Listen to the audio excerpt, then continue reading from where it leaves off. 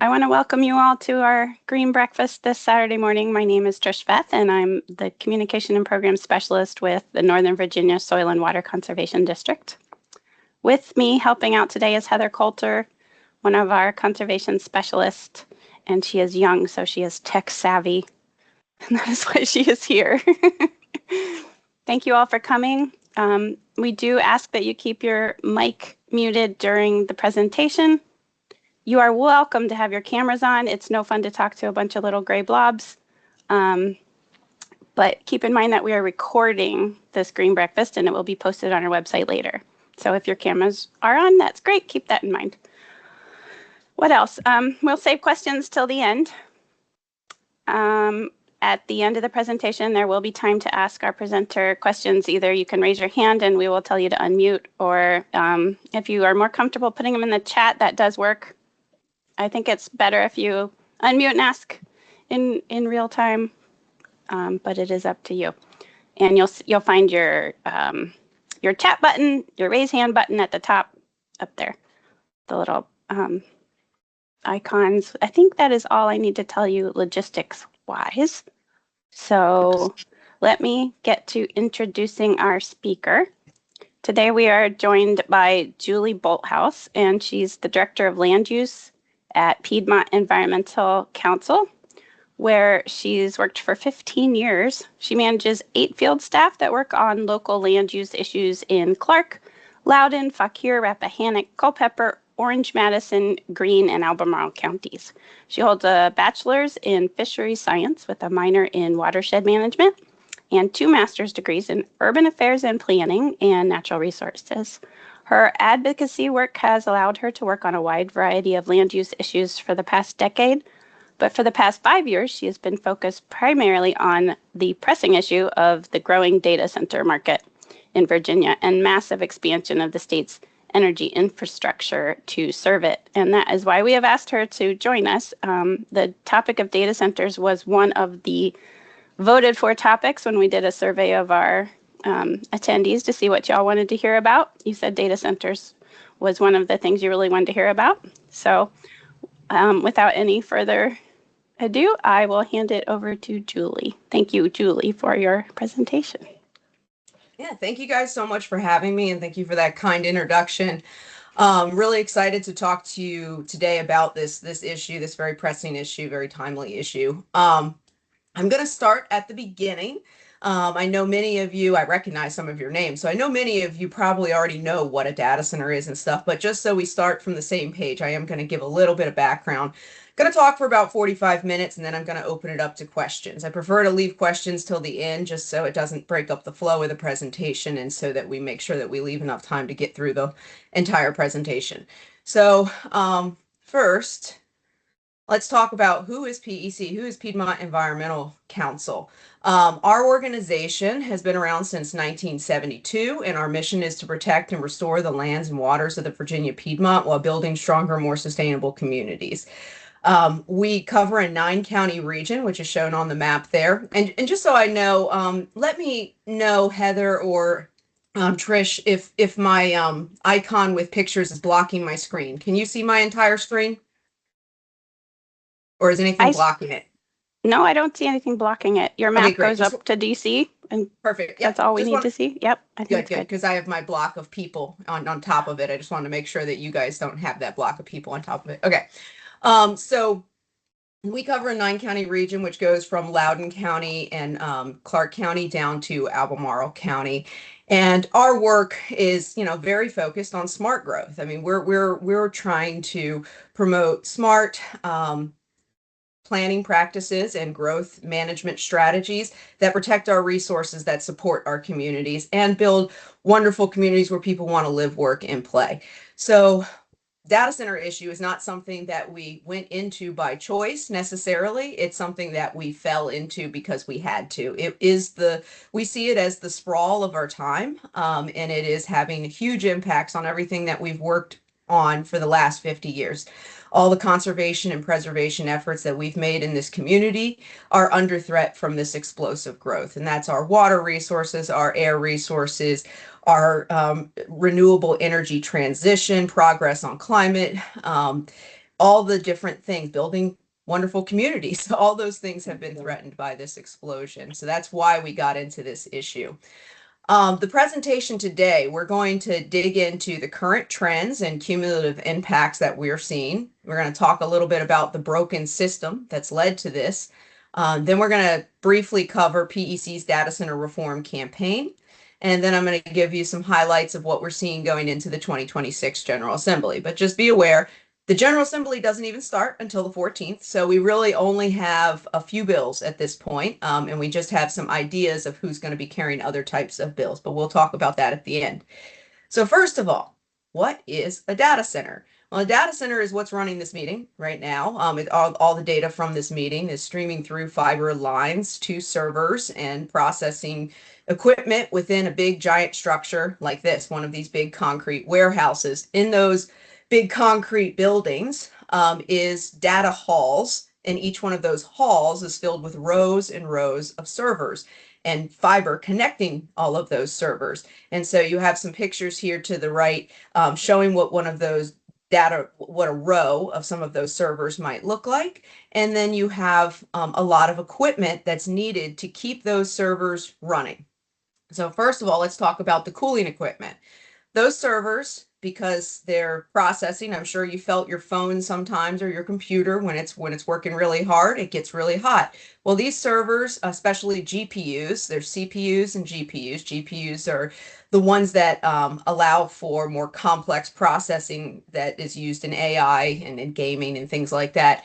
Those run very hot. And so you need cooling equipment to keep them chilled. And so that can be air cooling, it can be evaporative cooling with water. There's a lot of different ways of doing it, but there's usually some cooling component. And in this picture here, I believe these are air cooled.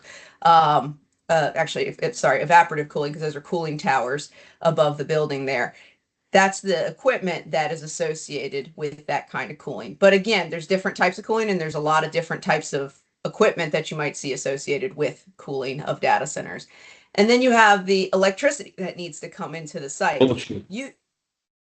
Usually the amount of electricity that's needed for a single building, a single data center building, is as much as a small city, at least at this point where we are today with these hyperscale facilities and how dense they've gotten.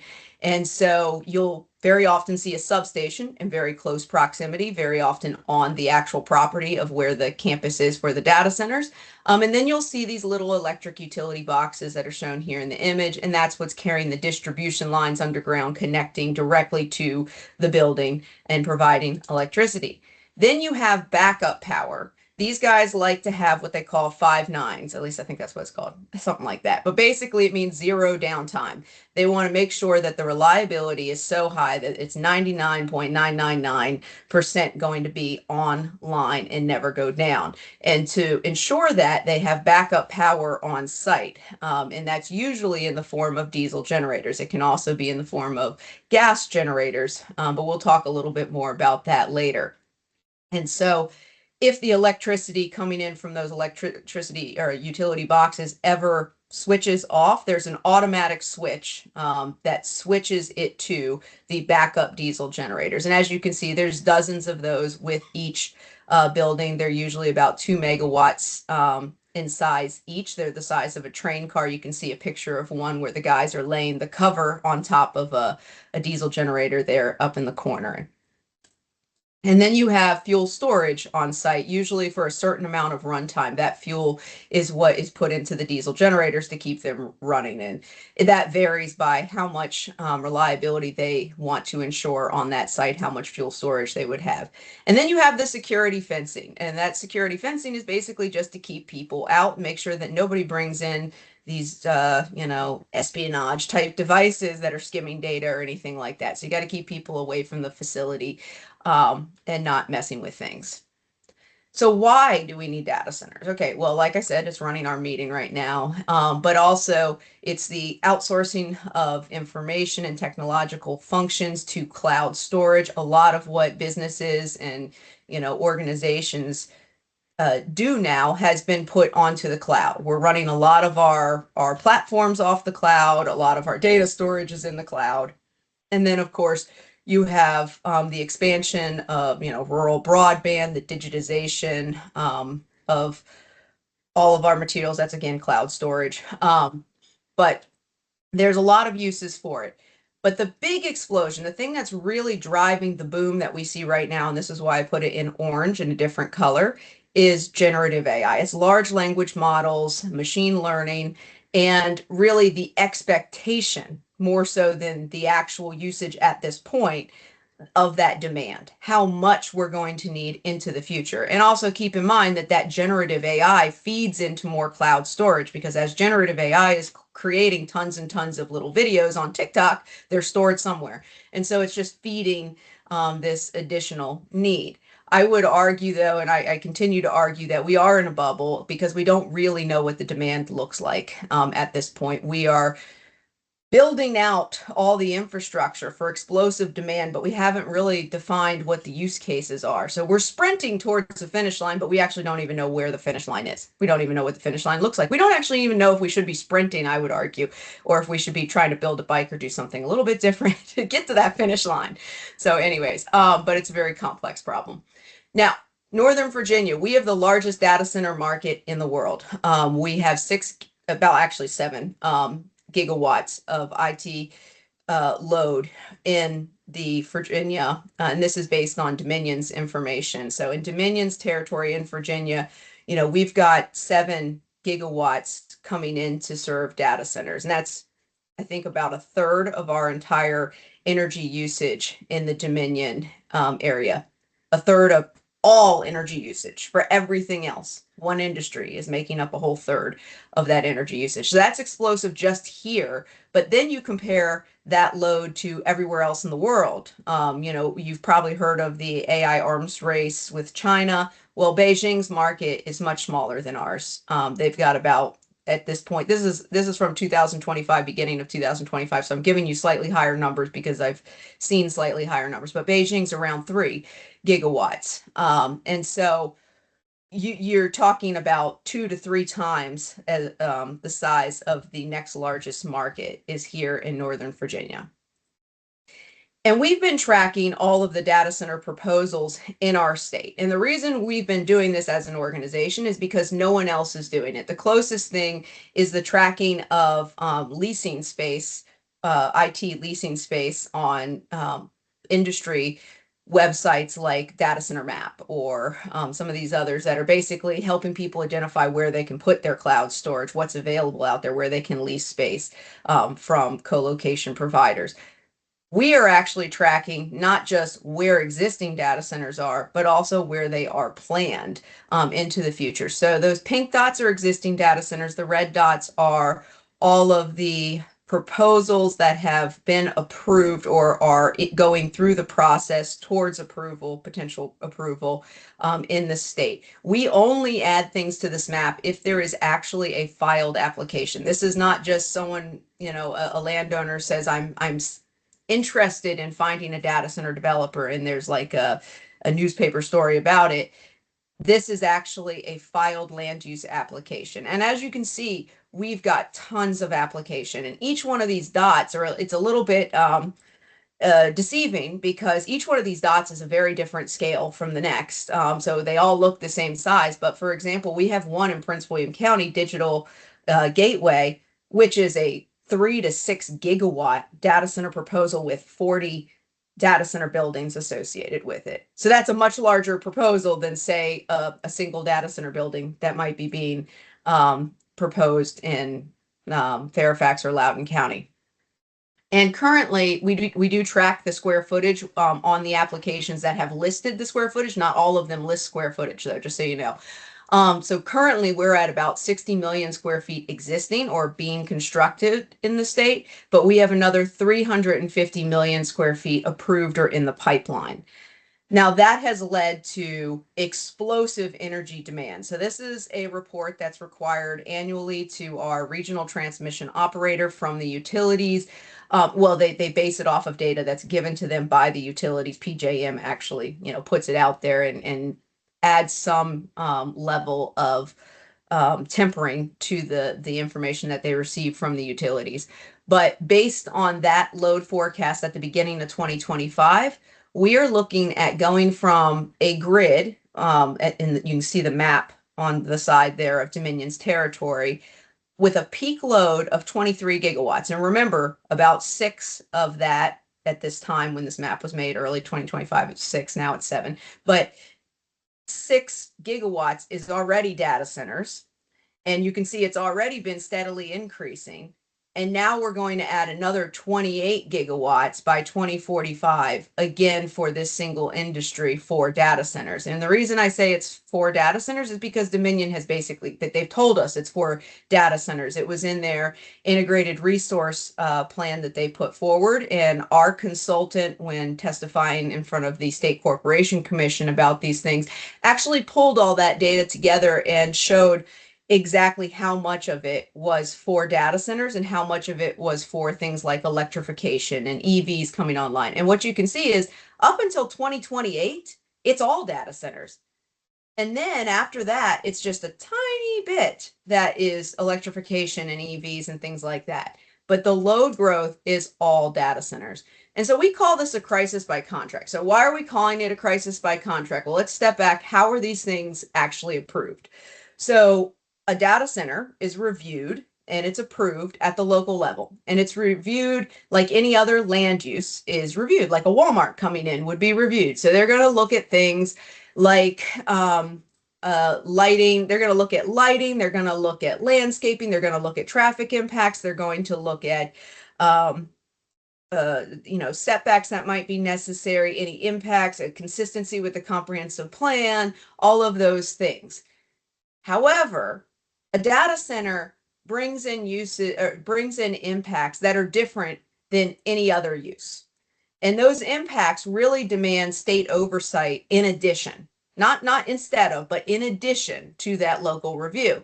And the reason is because the locality does not look at the power infrastructure that is necessary to serve a data center. They don't look at how many transmission lines are going to need to come in. They don't look at how much generation is going to need to be brought onto the grid. They don't do an evaluation of the grid. They don't have the tools to do that. They don't have the purview really to do that.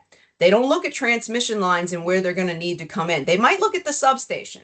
And they might ask for information about transmission lines, but they don't actually have the models or the data in front of them to really do an analysis of where the transmission line is going to come from, whose property is potentially going to be subject to eminent domain to bring the right of way for new transmission lines to serve this facility.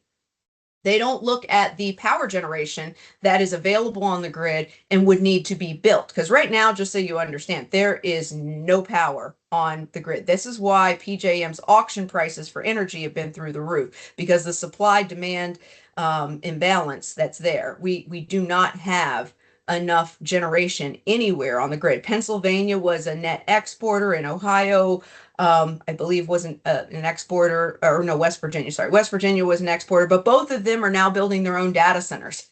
And so they're starting to use the capacity that they had. And at the same time, Maryland's building data centers, Ohio is building data centers, and we are all pulling from the same sources. So there is no capacity, and Dominion does not have any capacity. So we have to build all new generation. So when a locality goes and approves a gigawatt data center, well, that means that a gigawatt is basically a nuclear reactor or a gas plant. One of those things has to be built somewhere to really provide that amount of energy onto the grid. And then they also don't look at the regional water impacts. They might look at the water impacts that are directly needed for that data center. And that would be good if they did that. A lot of localities honestly don't. But if they did look at that and they put a cap on how much water, potable water could be used, or they say no potable water could be used, that's great. But they don't look at the regional impact. So like maybe their utility can provide that water, but what is the downstream impact? Because this is a cumulative water use. It does, what that means is that the water doesn't, it's not like a hotel where you use a lot of water, but it goes into the sewer and it then is put back out into a stream somewhere cleaned up. This water is evaporated out into the sky. It is lost. And that's 60 to 80% of the water is lost. And so that has downstream impacts in terms of water supply. And then finally, they don't look at the cost to the rest of the ratepayers of all this infrastructure. So all those transmission lines and the new generation units that need to be brought online, those are shared costs across the entire rate base. Everybody pays for new generation. Everybody pays for new transmission lines, and that's based on cost allocation that's been set up, and it's not fair based on the new paradigm that we have, which we're going to talk a little bit more about in a few. But the point is, they don't look at any of those things. But the problem is that once the locality approves a data center, the utilities have to provide power to them, or at least they argue that they have to. And you could argue around the edges about what is reasonable and say that maybe they shouldn't. Maybe they should actually say we're at a point of it not being reasonable anymore, and that we're actually threatening the reliability and the power for everyone else if we continue to provide that power. But generally, what the language of the code says is that they do have a duty to furnish adequate service to these facilities. And these are the contracts that they use to bring that power to the customer, the data center customer. So first there's a high level assessment. Then they have this contract that is the substation engineering letter of authorization, which basically there's some funding that is put online where they have to pay back the costs if they don't move forward with the project. But it's pretty minimal when you're thinking about, $1 to $1 billion projects. And then a construction letter of authorization, that's where you're actually committing to building out the transmission lines and infrastructure that's necessary. And then finally, your EESA, which is your electric service agreement, which is where you're providing the power. But the only discretionary decision in this process is at that local level that we just talked about. And they're not evaluating the impact of any of these other things. So that's led to the tail wagging the dog. I mean, this is the situation that we're in, is that a single decision by a locality that didn't ever look at all these bigger ramifications is literally impacting the entire grid. And what that's led to is 47 gigawatts of contracts that Dominion currently holds.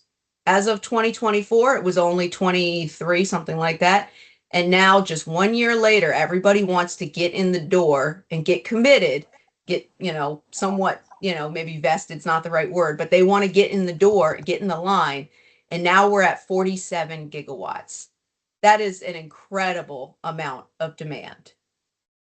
And so what does that look like? Well, what that looks like is absolute chaos. That's what my map is showing you here. This is the transmission lines, the regional transmission lines that are being planned by our RTO, which is PJM, to try to get power to all those red dots. Those red dots are the data centers. And then what you're looking at on this map is all the regional transmission lines that are being planned since 2023 to provide power to those red dots. We've had a series of what they call windows over the last couple years.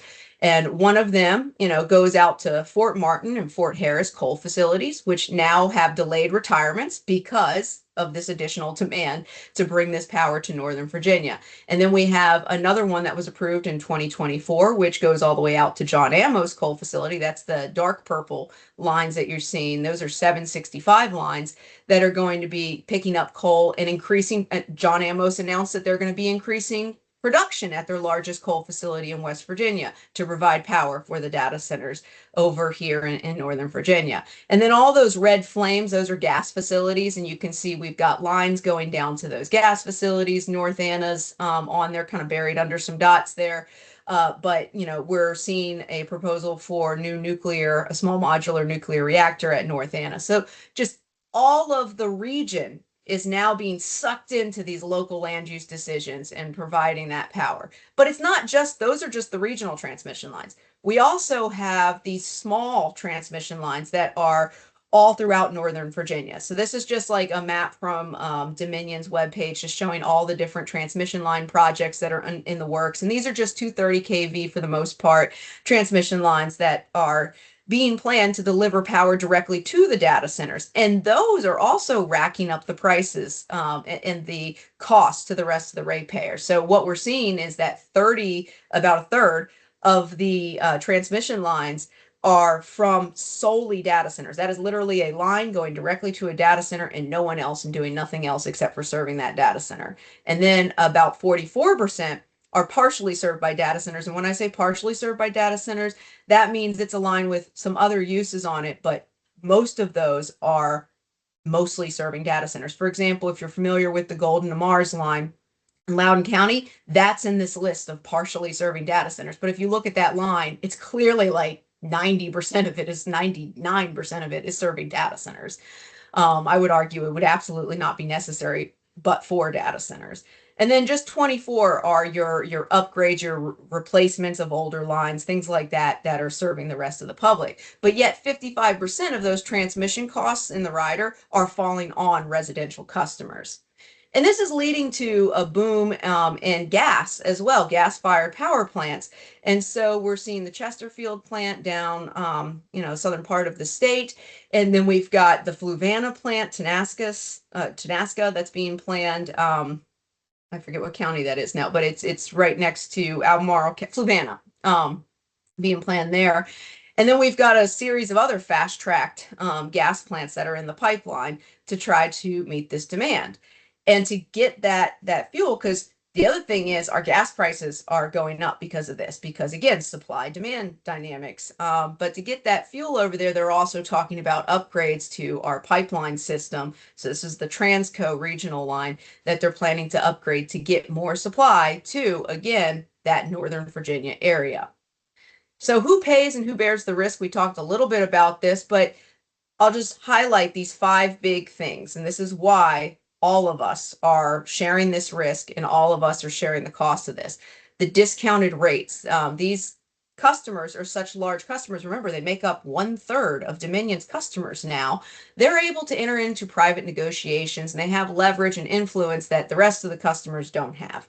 There's a flawed rate structure that does not match the current paradigm of 24/7 large load consumers driving the increase. It used to be that the peak was driven, truthfully, by residential. We come home, we turn on everything at 6 o'clock, and that was the peak. But now the peak is really small potatoes, on top of the massive increase in the 24/7 load demand that's coming from these large load users, which never used to exist on the grid. The grid, as you saw in that earlier graph, we had pretty flat demand for the last 10 years. So this is a totally new paradigm, and the rate structure does not match that. And it's still putting an inordinate amount of the cost onto residential because it sees us as the rate driver still. So we need to fix that algorithm. And then high demand is causing higher capacity costs. And then transmission lines that are solely serving data centers are being unfairly subsidized by all users when really those should just be paid for. If it's a line serving just a data center, that data center customer should just be paying for it. And that's the way that the end of the line policy works for distribution lines, just so you understand. When you build a subdivision on the side of a mountain and you've gone beyond the scope of the existing grid, you have to pay for that extension, or at least the additional costs of that extension. For transmission lines, you don't, because it's considered shared infrastructure. And so that's just backwards, though, because this is really acting as a distribution line. It's not really really acting as what was a transmission line previously. And then, of course, there's the risk. And the risk is being borne by all of us because, like I said at the beginning, we don't even know what the end use case is for a lot of this AI. I mean, there's clearly demand, definitely uses for AI. I mean, I see them all the time. But is it as much as we're seeing coming down the pike in terms of all the data center space being built? That's really a big unknown. And the other big thing that is a huge risk to the rest of the ratepayers is what if the technology changes and all of a sudden they don't need as much power? If they're not paying bills that are of the same amount that they requested, then that additional cost falls onto the rest of the ratepayers to cover. So we have to subsidize the infrastructure more so than would have been expected for the infrastructure that was built. So anyways, there's a lot of risks that are associated with this. So what are the impacts that we're experiencing? Well, it's broad, way beyond just the cost. It's the impacts to our communities. That's noise, water, air, wildlife habitat lost, industrialization through things like transmission lines and giant buildings. And that's because this has been unprecedented. It's an explosive growth with a lot of speculation. And it's led to, a lot of infrastructure to feed explosive energy demand that we've never seen in communities like the suburban areas of Fairfax and Loudoun County. A 500 kV transmission line is not something you usually would put through a suburban community, but we are having to do that to deliver this massive amount of energy to these campuses that are located in places like Ashburn or Herndon. And then there's more generators associated with these facilities than you would see in any other type of use. So Walmart or a hospital, they have generators, but usually it's a handful of generators. We're talking hundreds of generators in a single permit for these facilities. And so it's on a scale that's different than we've ever seen before. And again, I'm not going to repeat what I said about consumptive water use, but it's different than like the use by a hotel. It's even different than what you would see at a golf course, because the water is going into the ground. And I understand there's lots of pollution with golf courses, not trying to be an apologist for golf courses. But my point is that this is a different type of use that we may not be fully comprehending at this point, and we need to recognize what that impact is on water supply. And then because these facilities tend to cluster, these impacts tend to accumulate, and you get cumulative impacts on air, water, and energy infrastructure coming in. So these are just a few pictures of what does it look like? What do these transmission lines look like in the Loudoun area? So this is a substation next to the Washington and Old Dominion Trail over here in Ashburn. And that's the data center that we were actually looking at the beginning, right behind it. And then this is just kind of showing you those generators and how close they are to the trail. So there's about 100 generators that are in the 3 buildings that are behind this guy as he's trekking through there. This is just to emphasize the scale. I already showed you how they're the size of basically a train car. But what's really alarming about the use of these generators and possibly increased use of them as we're, allowing them to be used for now planned outage events and things like that, is that we've already got 9,000 of them approved in Virginia. And there's 2,000 in very tight, in this picture right here that we're looking at, in this very tight cluster between Ashburn and Sterling, and really Herndon's right in there as well, just to the southeast there. There's like 2,000 to 3,000 if you went all the way down to Herndon in this little area. And that's a really huge threat if we were to have to start switching to these generators for either planned outage events or for demand response when we hit the peak usage of the grid. And these impacts go beyond just local. The air quality impacts go beyond local. There's been studies by the University of Riverside in California on the regional air quality impacts, and they did an analysis of our generators here in Virginia, and they showed what the impact is on Baltimore and Prince George and District of Columbia using the COBRA model from EPA.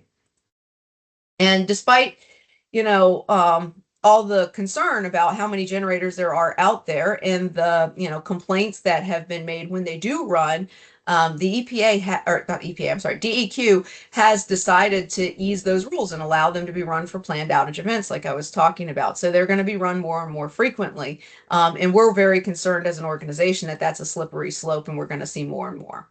And then water consumption, just real quickly, I already went over a lot of this, so I don't want to cover it too much, but the water consumption is not just direct for the data center, the evaporative cooling that they're potentially using, but it's also indirect through the power generation. And that's going to be your gas plants that use water for cooling, which is actually the #1 user of water in the state, is actually energy.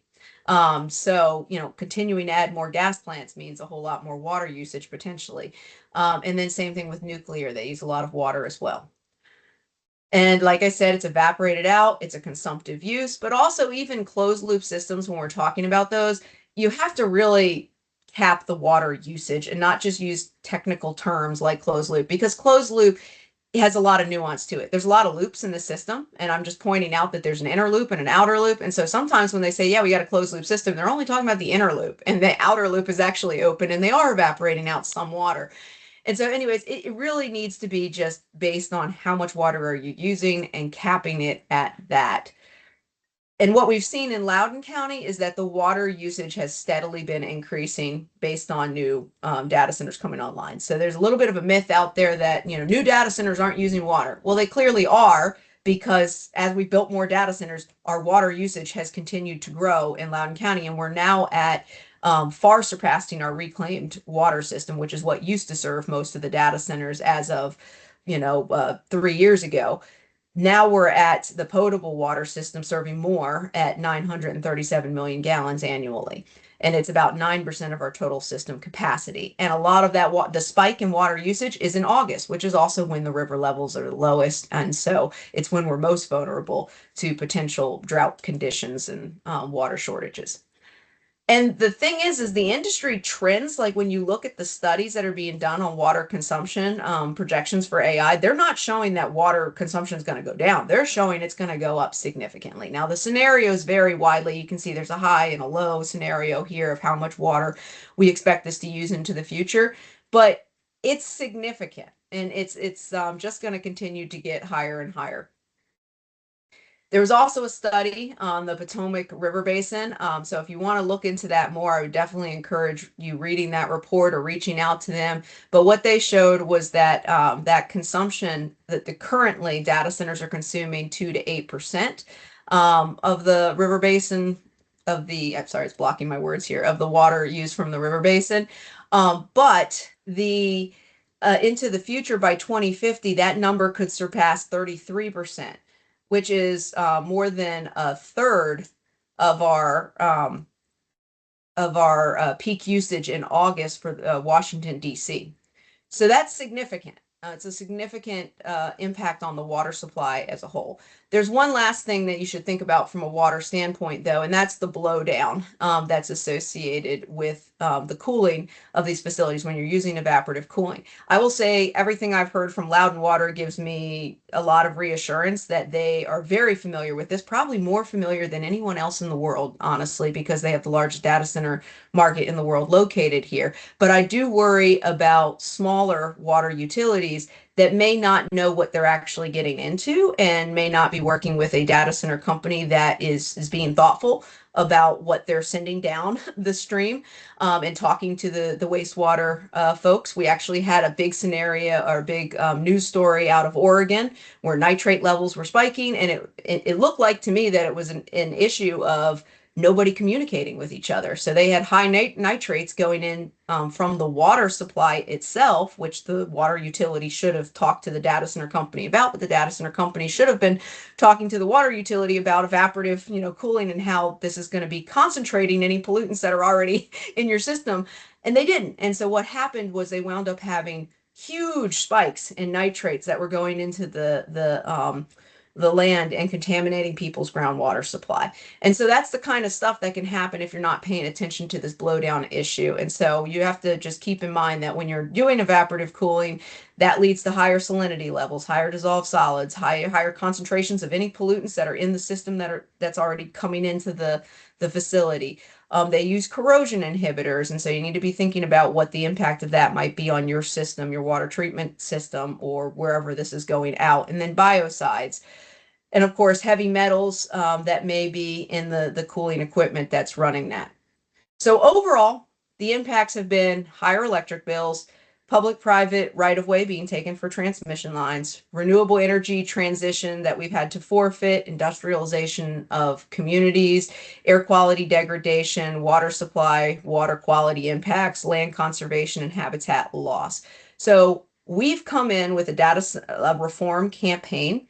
And what we're trying to do is bring people together across the state, because we've had a number of other groups reaching out to our group about the information that we've put out there, our maps and everything else, asking for our assistance. So in 2023, we created the Virginia Data Center Reform Coalition, bringing all these groups together. And this is watershed protection groups, historic preservation groups, land trusts, HOAs, climate advocacy groups, all sorts of people. And we bring them together and we focus them in on the 4 pillars of data center reform that we're focused on at the state level. So we want to see additional oversight at the state level of those regional impacts that we talked about. We want to see increased transparency around energy, water, and emissions. We want to make sure that the industry is paying for their infrastructure through utility tariffs, and make sure that the allocation of costs are fair.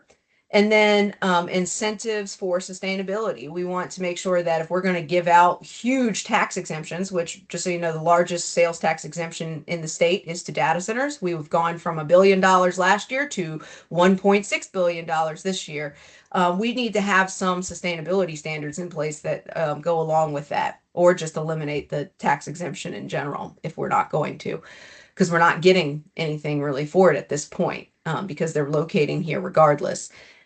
So going into 2026, what does our legislation look like on those 4 pillars? Well, we've got an oversight bill that's being put out there by Josh Thomas. It's already available, HB 155, that adds an SCC review process for large load interconnections, and that's going to look at a lot of those impacts that we talked about in terms of the grid enhancements and generation that's necessary, and provide some sort of oversight there, so that hopefully we can put that cost onto the customer rather than the rest of the ratepayers. And then in terms of transparency, we've got a bill that's being developed, I believe, on energy transparency from McAuliffe and Rome. And then water transparency, Srinivasan and Simons. That's water usage, making sure that they're telling us how much water they're using or going to use. And then reporting on utility votes at the RTO, that just gives us a little bit more transparency into the black box and make sure that our utilities are actually representing the public interest, not just their shareholder interests. And that's HB 84 by Lawfer. And then we got ratepayer protection, cost allocation. Perry and Maldonado are carrying that. That's basically trying to get that algorithm I was talking about that's incorrect, reevaluated and corrected sooner rather than later, because those costs are piling up. And then tax exemption bills, adding sustainability standards. Deeds and Sullivan have different bills. They're not companion bills. And then there's a budget amendment proposed by Rome. That's an elimination of the sales tax exemption. And then we've got a few others that are really relevant but don't fit into those 3 boxes very well, which is air quality study by Lawfer, just looking at what the impact is of all those generators. A demand response bill that would basically look at the benefits of a demand response program, but also ensure that any demand response program, we look at the impacts as well, and we make sure that they're not running fossil fuel generators as that demand response program. And then regulations on generators, basically transparency around when they're being run, possibly moving back that decision by DEQ to not allow them to run those generators for planned outage events. And that's one bill is out there so far, HB 154, and that's the transparency one about when they're running. And then a local land use zoning bills. There's a number of those, but 2 that we've seen so far is HB 153 by Thomas and SB 94 by Rome, which is about industrial data centers only being allowed on industrial land. So with that, I know I went a little bit over. I'm not going to cover this. This is just where PEC's advocacy work is focused. I want to go ahead and open it up to questions. Sorry, I talked very fast. No, that's a lot to cover, and a very thorough, amazing presentation. Thank you, Julie.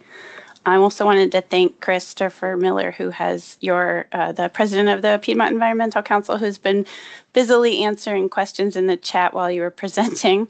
There are a few questions in the chat that probably did not get answered, and here's what I think we should do. Raise your hand and we'll call on you to unmute and ask your question so that we can keep a little bit of order. Bradley, I see your hand up as number 1. Go ahead. Yeah, thank you. That was sad and wonderful at the same time. Thank you. I have 1,000 questions, but we'll just start with like the big part with water. What can be done to reduce the loss of that water through things like thermal capture? And has there been any research being done on like the creation of microclimates or local climate change due to the clustering of those data centers? Because obviously, as you're putting warm moisture into the atmosphere, you're going to make some changes there. And then could you speak on like legal or regulatory precedents of like when you talked about in August, the lower like drought and whatnot? Do residents get first choice of water? Do these data centers have an agreement for first choice of water, or whoever turns the tap on gets it first? Thank you. Those are very good questions. And honestly, those are questions we've been asking as well. Okay, so for your first question, so I've lost track. So what was the first one again? Let's start at the Trying to beginning. reduce water usage slash Well, like okay, yes, using thermal capture or something. Thermal capture, yes. Okay, so that is one that there is a lot of research into, like, okay, for a lot of talk about behind the meter generation and tri-generation, where you actually would capture some of the heat from the data centers and minimize water usage by doing and I'm not an engineer, so I can't really speak to exactly how these systems work, but by basically capturing that heat to help with the cooling of the gas, which I don't understand exactly how that works. But anyways, the point is there is a lot of research into these things. I don't know how realistic the research is at scale. That's always the big question when it comes to a lot of this stuff, is at scale, because it's the scale of what they're trying to build that is usually the problem. It's the speed and the scale. They're trying to build it so fast that they don't have time to really integrate things in that might need a little bit of testing or a little bit of time to try out or review by the companies that are trying to build the stuff. And so that's part of the problem. And then the scale that they're trying to build it at is also part of the problem, because a lot of these technologies are new and they require new infrastructure that doesn't exist in mass yet. And so when you're trying to build these things at scale, it's like, well, I've only got so much of this because I haven't gotten anybody really to buy into it. And so you've got this little bit of a chicken and egg situation. All right, so then so it's not a satisfactory answer, but your second question was on Microclimates or local microclimates. That is something a lot of people have asked me about. And actually, I believe VCU mentioned that they might be trying to look into that a little bit. So I don't know the answer, but I think there's a lot of academic interest in seeing if there is any kind of impact. And then your third question was about what? Like you were saying, in August when river levels are low, drought conditions, Yes. Who's the first to get water? Who gets it first? Yeah, and that's actually a question that we have posed to Loudon Water and have tried to talk to DEQ about and have not really gotten a very satisfactory answer. It seems like it's really an ad hoc kind of decision. It seems like there isn't really a clear guideline on, like, residential gets water first. It more seems to be we figure it out when we get to that point. And we'll try to negotiate with large users and minimize the impacts if we can. But I don't know that it's actually been thought through fully, and actually there is any kind of formal guidance on what they need to do. Because the other thing you got to keep in mind is we don't know what's happening in these data centers. And a lot of times the co-location facilities, they don't know what their customers are actually doing within these facilities. So it's like, I worry that they're not going to want to shut down data centers if it came to that, because it could be running the airlines, it could be running national security, or it could just be making stupid TikTok videos. We don't know which one. And so without knowing that, it's really hard to know if we could actually shut them down or not. And so that's where I get really worried. Yeah. Sorry about my unsatisfactory answers. That's like, thank you. The next person in line is Jason Dahl. Do you want to unmute?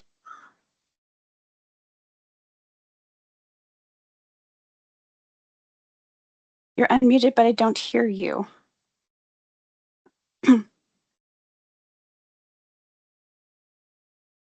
I'm sorry, Jason, we're having trouble hearing you. If you want to type it in the chat, I can read it out loud and we can go on to Ken Lanfear. Hi, Julie. Can you hear me? Yes. Good. I want to say this is a terrific presentation. It is so refreshing to hear somebody who actually knows what they're talking about here, because I've heard a lot of information from the data center industry, and to say they are not always forthcoming with information is probably the kindest thing I can say. I have done a lot of work with the Fairfax County Environmental Quality Advisory Council. I'm on the council. And water use, for example, you can actually calculate how much water use you need. If you have a 300 megawatt data center, basic thermodynamics say you need 3 million gallons a day to dissipate that much heat by cooling. And Yeah, you can nibble at the edges of how you want to use that, but without the first law of thermodynamics is rather unbending. It's a law we can live with and have to. So when we look at that and apply this to all the data centers we're thinking, we're really looking at what do we do about the Potomac River in a drought situation. And the ICPRB is looking at that too. So I want to congratulate you for speaking out there. In Fairfax, we have already an EQAC addressed the question of what do we do in a drought situation for data centers in Fairfax County, but that's small potatoes compared to the overall Potomac Basin. Mainly, you permit them and you agree that they have to shut down during a drought. A drought doesn't occur suddenly like a flood. It occurs over a long time. You have plenty of warning to shift to other data centers like that.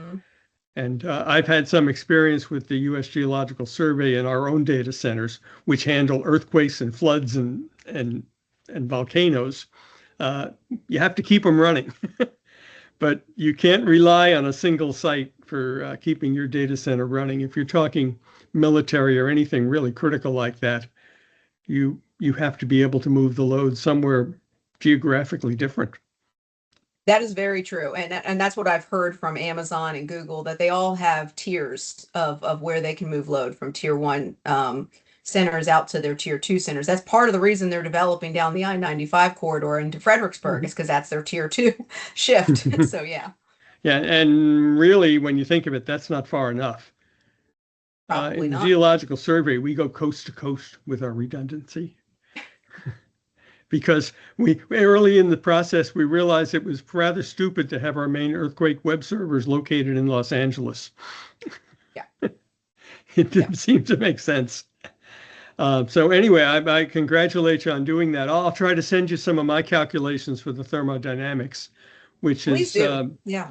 There's ways you can mitigate things, but boy, once you put that water up in the atmosphere, it's gonzo as far as we're concerned. Yeah, I mean, on a global scale, of course, it comes back, but you can't use it in the county or anything, or the Potomac Basin. Yep. So good. Thank you. Thank you. The question that from Jason Dahl was regarding the proposed data centers. How optimistic are you regarding stopping or at least slowing the approval of these? So we've already significantly been seeing, I don't want to say it was just us, because it's everybody who's been engaged in this issue. And that even goes beyond the Virginia Data Center Reform Coalition to just regular people who are starting to understand what's happening in their communities. But the public at large has been very successful at slowing down and stopping these data center proposals. I'm going to be completely honest with you guys, because you're in the same area as I am in Northern Virginia, Fairfax County, Loudoun County, and Prince William. Like, what I'm most concerned about at this point is that we're going to be the sacrifice zone, because we're seeing really good success in places like Indiana and Georgia and Maryland and other places where they're starting to turn down these projects, and they're saying, nope, we've had enough. Even Texas has started to see some denials on projects. And so what does that mean?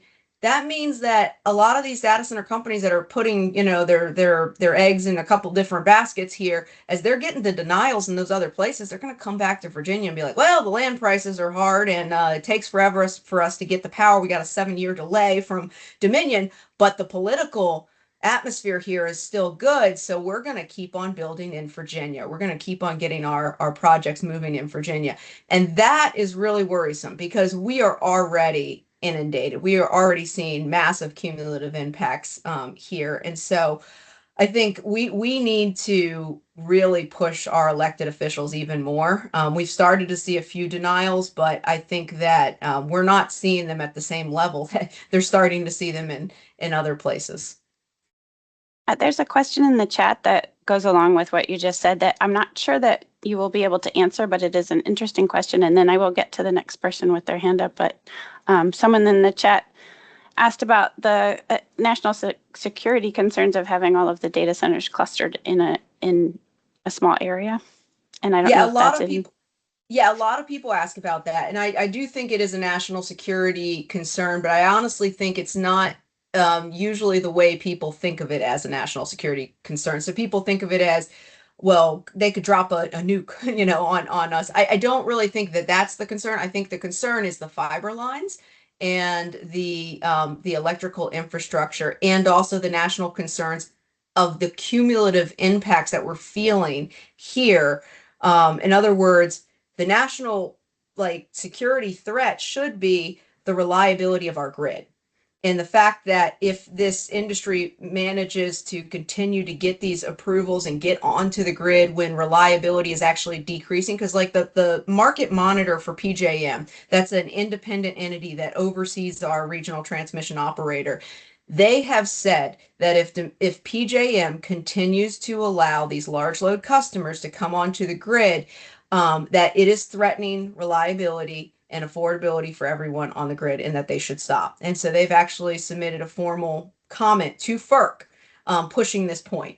Now, the problem is that FERC has already made it pretty clear, and the Trump administration has made it pretty clear that they want to actually fast track energy infrastructure to serve this industry. And so I don't think that FERC is going to respond positively to that. But the point is that they are recognizing that reliability is a real threat.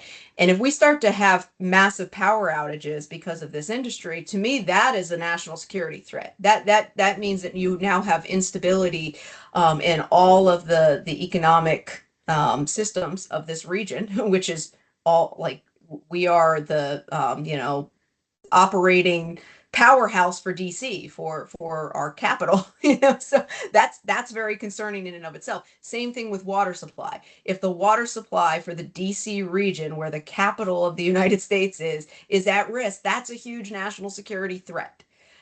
So I'd say that it's much more nuanced, but yes, there is a national security threat. Thanks. John Sunda, would you like to ask your question? Yeah. I worked a lot with the EPA on regulations for cooling water systems for power plants, so I know quite a bit about those sort of things. I'm wondering why we aren't pushing more to have air-cooled systems, basically something like your air conditioner. I understand really what's going on. This is all about cost, in that it's cheaper to use an evaporative system, and that because equipment needs to be larger for air-cooled, like for power plants in the Southwest, there are air-cooled units, but they cost more. And I think it's going to also use more electricity. So actually, when you take away the water, the ability to use water, they're going to have to end up using more electricity. So there's trade-offs there. But why aren't we pushing more to just have air-cooled systems? I noticed back in the map you showed, there were some air-cooled systems. And then there was the reclaimed water. Reclaimed water, are we talking about treated sewage or what? Yeah, it's the gray water system for Loudoun County that was built back in the 90s. It's okay. Treated. But that's still water that is going to end up being evaporated and not returned to the river. Yes, exactly. Okay, so is there any way to kind of force them to use air-cooled systems rather than evaporative? Yeah, through zoning. I mean, the locality zoning is right now the only way that could be done. And that's where a lot of localities have just simply said, you can't use our potable water, period. And then their only choice is air cooling. You got to remember that a lot of these places where data centers are coming, though, they don't have any expertise on this. And so they're very much at the will of the data center company of what they're going to tell them. And so when the data center company comes in and says, well, we have to use this much water, you can't do a data center at this scale without this much water, they do what they've been told by the industry because they don't have anybody else to, question it.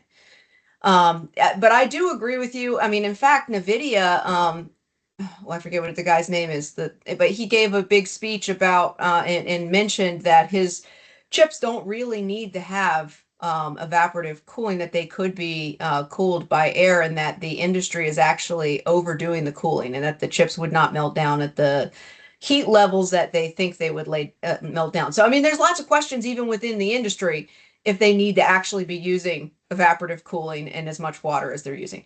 I don't know what the answer is. I'm not an engineer, but it does seem like the way to really protect our localities is just simply to say you can't use our potable water, or you cap the amount that they can use and say just simply you can't use more than this.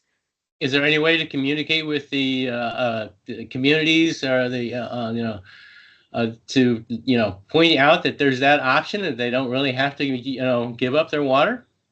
Yeah, I mean, that's what we do. I mean, that's exactly what we're trying to do with our outreach efforts with the Virginia Data Center Reform Coalition. And I've given the similar presentation to what I just gave to you guys to the Virginia chapter of the APA, which is the American Planning Association, a couple times.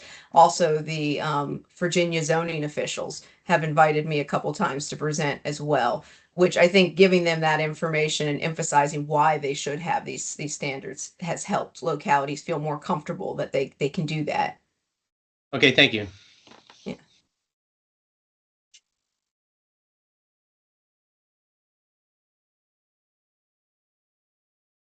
Trish, I'm leaving it to you to decide. Are we continuing to take questions or? Sorry, trying not to.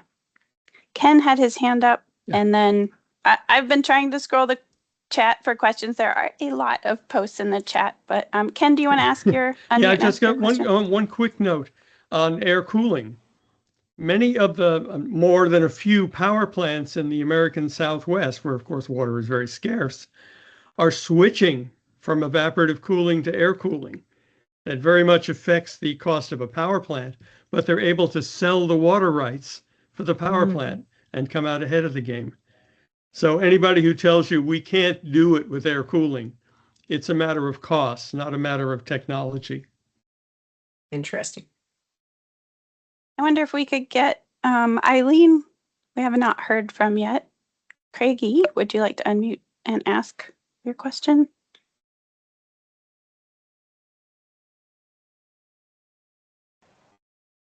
Am I unmuted? Yes. I'm trying to find it fast. Hi. Hey, Julie, great presentation. Thank you so much. My question is, because I'm part of Dark Sky International. I do the light pollution stuff and the light trespass. Are you integrating any of that part into what you're addressing? I know there's some other places across the U.S. that, are asking questions about this, and just if it's not integrated with you all, I would like to ask you all to look at that piece too. Yeah, absolutely. So when I give the presentation to the American Planning Association, I always mention the impact on lighting and the best practices, full cutoff, keeping the lights close to the building and not having the big security lights out in the parking lot, that sort of thing. And we've also emphasized in our local basically, we have field staff, like I mentioned at the very beginning, 8 field staff that work in our 9-county region. And in each one of those data center projects that we're commenting on, we're always pointing out the impacts of the lighting on these, especially when it's in a rural area. So yes, it is absolutely a part of our conversations. I don't usually emphasize it in these kind of presentations. And the reason is just because it's not an issue that tends to resonate as much. I agree with you. I appreciate dark skies, and I love looking at the, International Space Station as it flies over and being able to actually see stuff up in the sky. But unfortunately, I feel like the vast majority of the public does not appreciate our dark skies as much as you and I. So, well, they just try to integrate it where I can. Yeah, they just don't know about it, and they don't think about it. The other thing is I see kind of decorative lighting coming up, like they want to add stuff on the side of buildings. I don't know if, and we pushed back on that. Just so you know, they proposed that in Loudoun County, and we pushed back on that because they were saying, oh, we're going to make the buildings look better by having these lights just like on the sides of the buildings, and there'll be like little light shows and all this. And we're like, no, you're making a new problem. Stop. So we did push back on that. Thank you. All right. Thank you very much. Bradley, you have your hand up. Yeah, thank you. Back to the power generation part, your graph was showing we need like 28 more megawatts. It's interesting that's at the same time that are we connecting to the fact that our offshore wind projects may have had their light switches turned off at the same time we're needing excess power?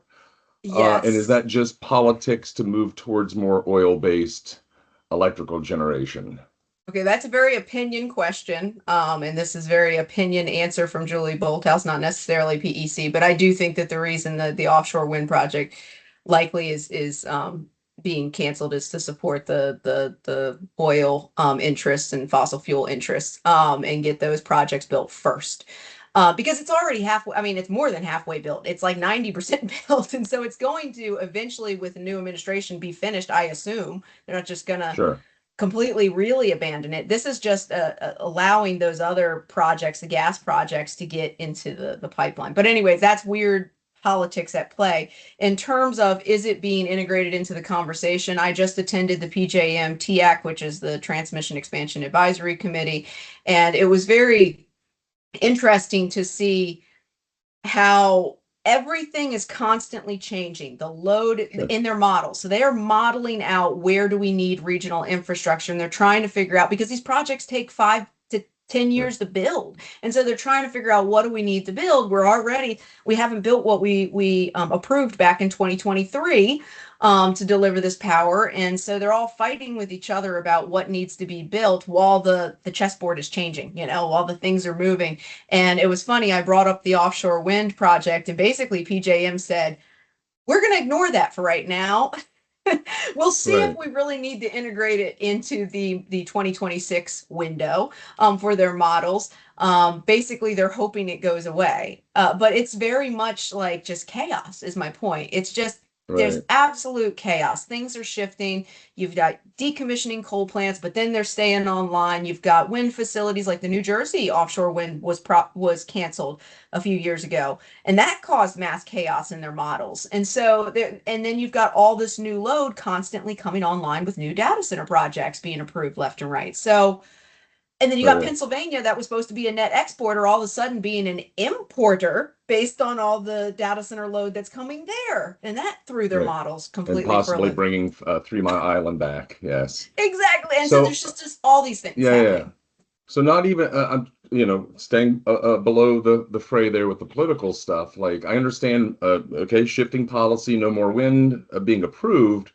But if we're needing this huge jump in energy and we already have projects almost complete, are the data center groups, do they not care because they'll just take whatever energy's coming to them and cheap? Or are they clamoring like, whoa, we understand the new policy, but that one's almost done and we really do need the power?